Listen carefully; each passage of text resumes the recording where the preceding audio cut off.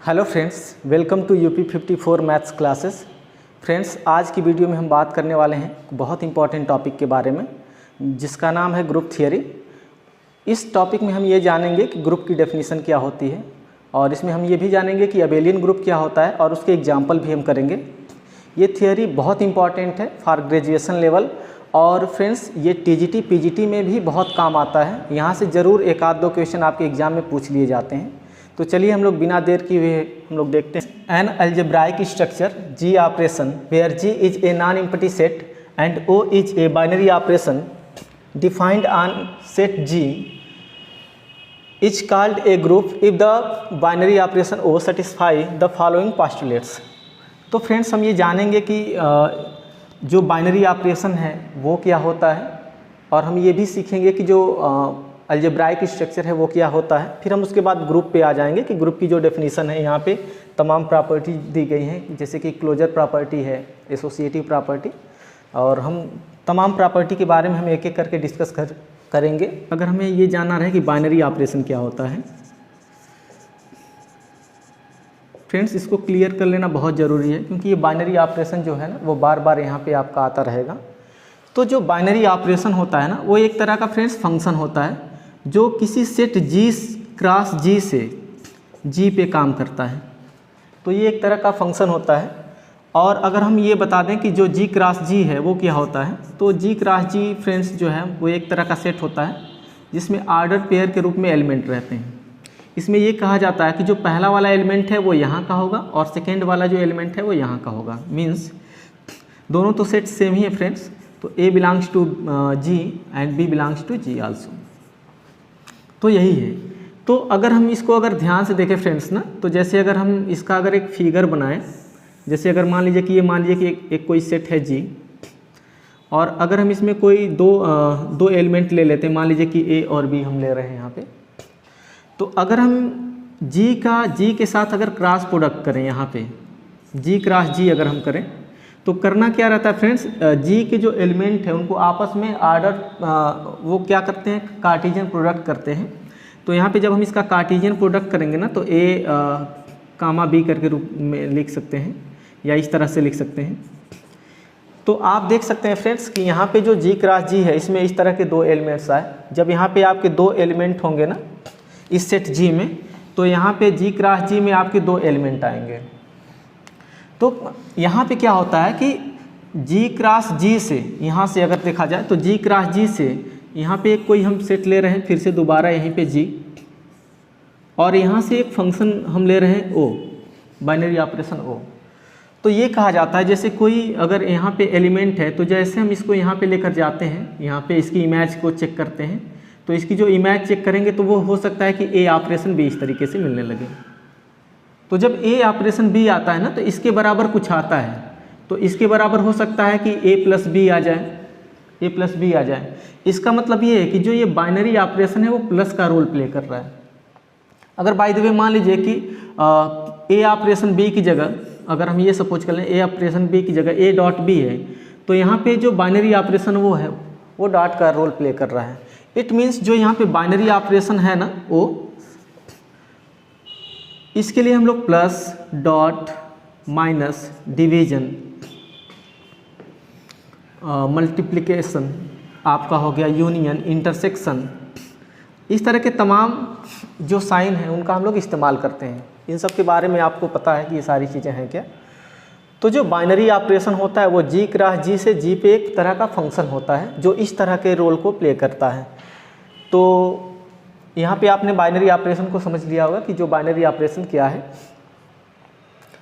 तो चलिए हम लोग यहाँ पे देखते हैं। जैसे अगर मान लीजिए कि अगर ये सेट जी है तो अगर इस जी के साथ अगर हम इस बाइनरी ऑपरेशन को शामिल कर लेते हैं, मान लीजिए कि अगर हम ओ को शामिल कर लेते हैं यहाँ पे, इसको हम एज आर्डर पेयर के रूप में अगर लिख लें तो ये यहाँ पे एक तरह का अलजेब्राइक स्ट्रक्चर इसको हम कहेंगे।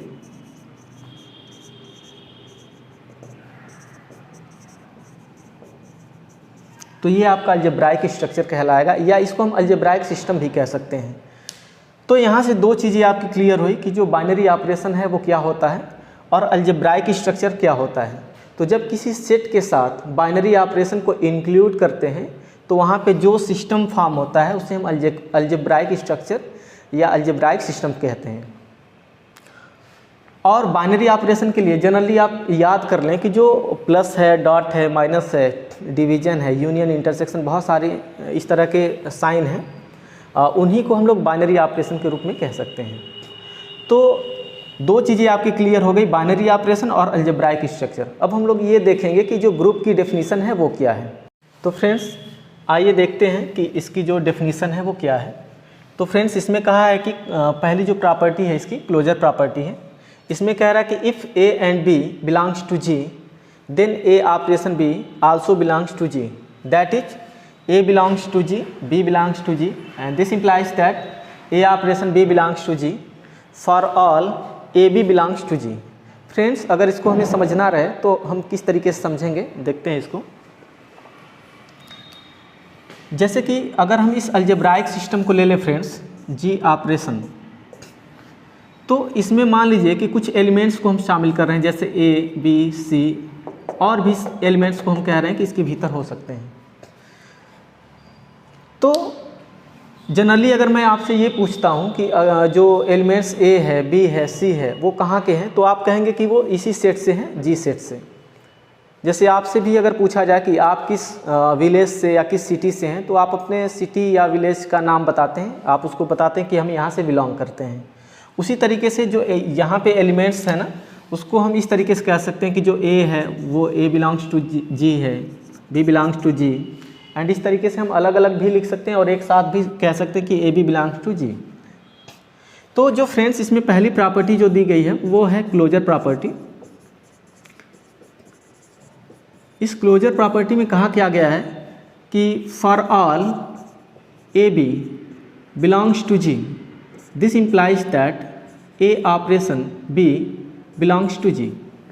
आप ऐसे लिख सकते हैं कि जितने भी आपके ए बी जी में हों, अगर उनके साथ ये बाइनरी ऑपरेशन अगर इंक्लूड करें तो वो जो पूरा रिजल्ट होगा ना वो इसी के भीतर आ जाएगा। जैसे कहा जा रहा है कि ए और बी जी सेट के अंदर यहाँ पे है, इस सिस्टम में है, तो अगर इनके साथ अगर इस बाइनरी ऑपरेशन को लें, ए ऑपरेशन बी, तो वो इसी के भीतर होना चाहिए। और जब फ्रेंड्स यहाँ पे फॉर ऑल वर्ड इस्तेमाल होता है, ये जो सिंबल है ना फॉर ऑल के लिए है, इसका मतलब ये है कि सभी ए बी के लिए जितने भी यहाँ पे एलिमेंट्स होंगे, जैसे अगर मैं यहाँ पे बी ऑपरेशन सी करूँ तब भी वो जो एलिमेंट्स है, ये वाला एलिमेंट्स यूनिक एलिमेंट ये होगा और वो यहीं पे होगा। ए ऑपरेशन सी करें, सी ऑपरेशन ए करें, तो वो जितने भी आपके रिजल्ट इस तरीके से आएंगे ना वो इसी के भीतर आएंगे। तो फ्रेंड्स क्लोजर प्रॉपर्टी के बाद अब हम देखते हैं कि जो एसोसिएटिविटी है, जो सेकेंड प्रॉपर्टी है, इसको एसोसिएटिव प्रॉपर्टी भी कहते हैं या एसोसिएटिविटी भी कह सकते हैं।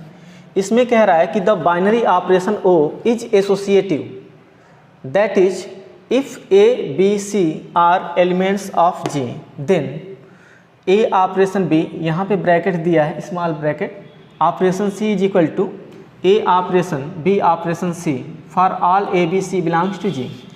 फ्रेंड्स अगर यहाँ पे ध्यान से देखें तो जैसे लग रहा है कि ये जो ब्रैकेट है वो यहाँ से शिफ्ट होके यहाँ पे चला आया है।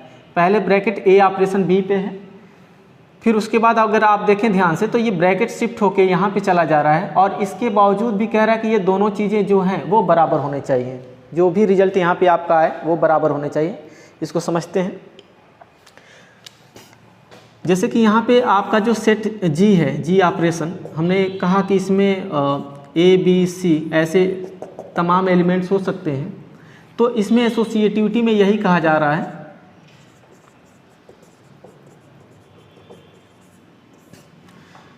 कि for all a b c belongs to G this implies that a operation b operation c is equal to a operation b operation c. यहाँ पे फ्रेंड्स अगर कहा जा रहा है कि कोई भी तीन एलिमेंट आप ले लें, अगर तीन एलिमेंट यहाँ के कोई भी ले लेते हैं तो कह रहा है कि फर्स्ट टू एलिमेंट पे जो ब्रैकेट है वो शिफ्ट होके यहाँ पे चला जाएगा।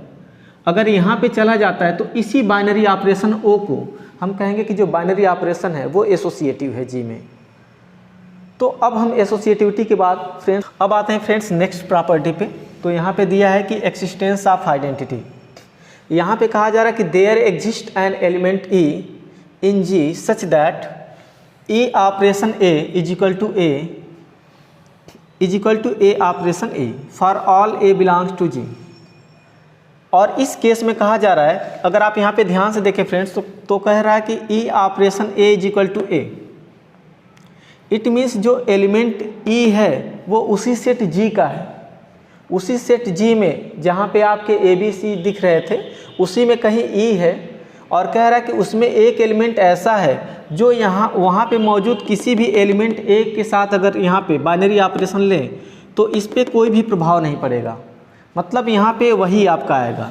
तो इस केस में जो ई है उस ई को हम लोग आइडेंटिटी एलिमेंट कहेंगे। चलिए हम इसको एक बार फिर से देख लेते हैं।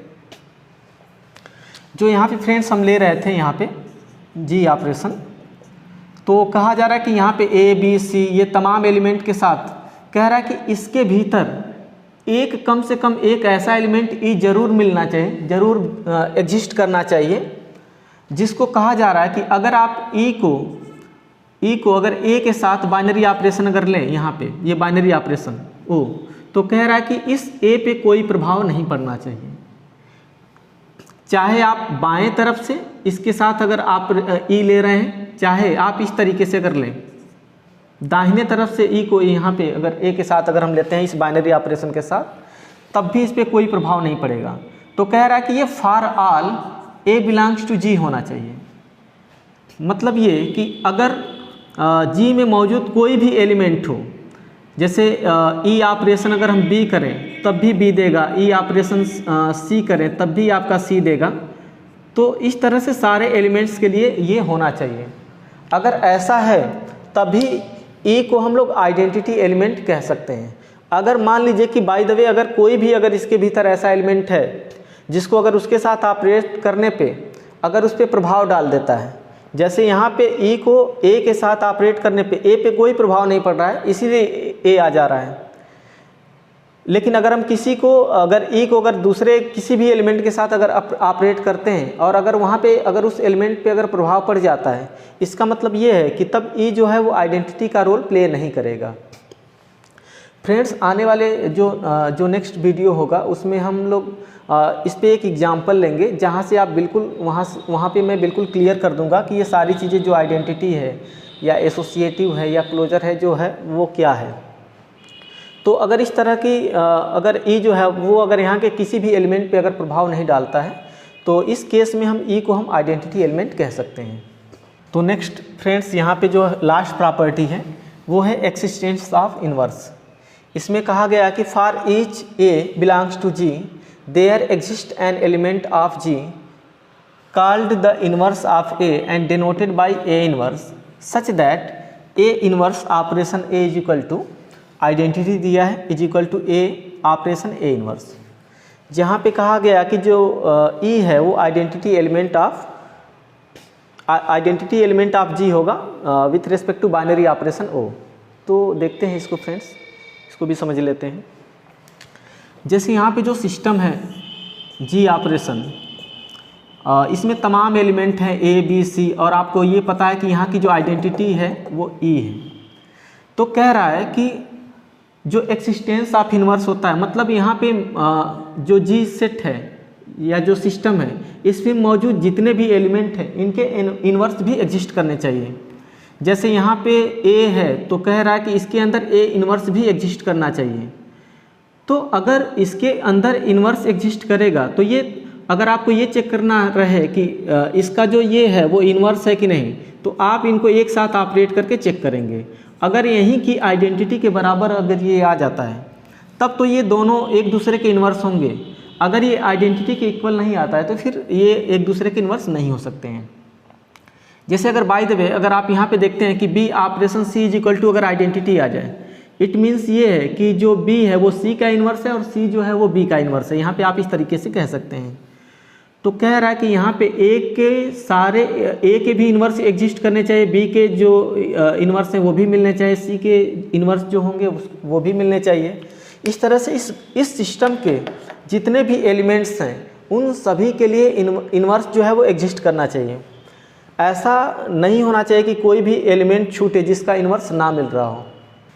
तो फ्रेंड्स, एक्सिस्टेंस ऑफ इन्वर्स में यही कहा गया है कि for all a belongs to G there exist A inverse belongs to G such that A operation A inverse is equal to identity आता है, या आप इसको ऐसे लिख सकते हैं A इनवर्स ऑपरेशन A। तो यहाँ पे फॉर ऑल वर्ड जो है वो बार बार इस्तेमाल में आ रहा है फ्रेंड्स, और यहाँ पे एक वर्ड जो है यहाँ पे ये सिंबल है देयर एग्जिस्ट के लिए।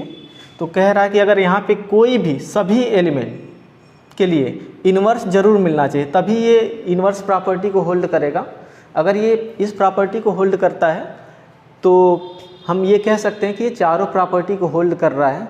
तो जब किसी सिस्टम में, किसी अलजेब्राइक स्ट्रक्चर में या अलजेब्राइक सिस्टम में अगर ये चारों प्रॉपर्टी होल्ड करे, closure property, associative property, existence of identity and existence of inverse, अगर ये चारों होल्ड करता है तो हम उसे ग्रुप कहते हैं।